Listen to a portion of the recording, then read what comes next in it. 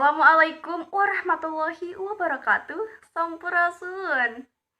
Wilujeng enjing pamirsa, patepang deui sareng simkuring pun Ridotul Jannah dina ieu warta Sunda. Juguhkeun rupining bewara keur balaria. Edisi Kemis ping 25 Februari tahun 2020 hiji.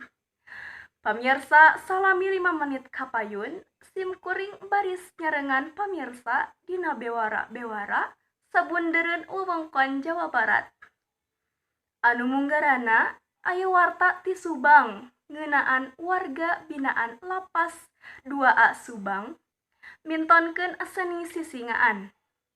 Pamirsa sumangga nyanggakeun iber salengkepna.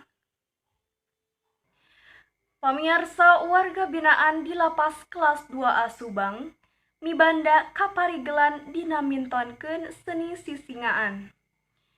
Cenah eta kaparigelan teh hasil tina latihan di jero lapas.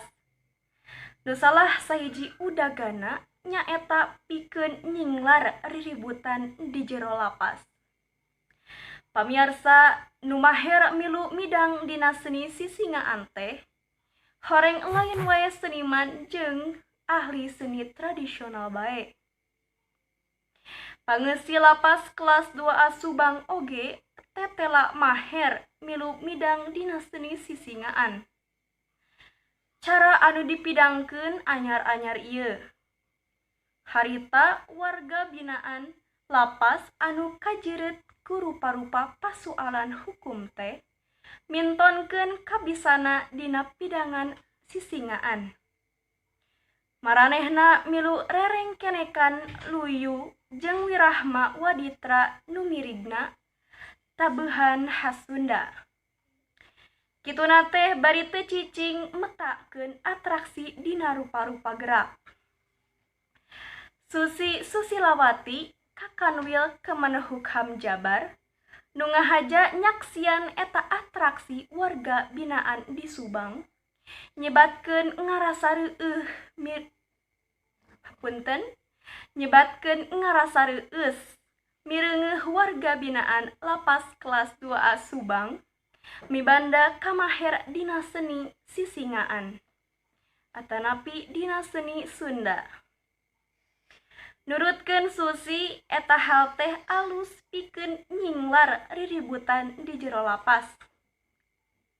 Jeung bisa dijadikeun margagesan ngarakeutkeun hubungan antara patugas lapas jeung warga binaan. Eta hal oge gede mangpaatna upama warga binaan geus kaluar ti jero lapas.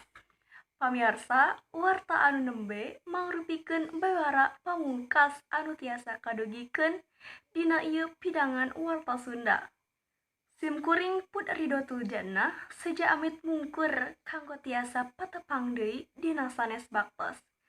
Wabillahi taufik wal hidayah. Wassalamualaikum warahmatullahi wabarakatuh. Hurip Sunda.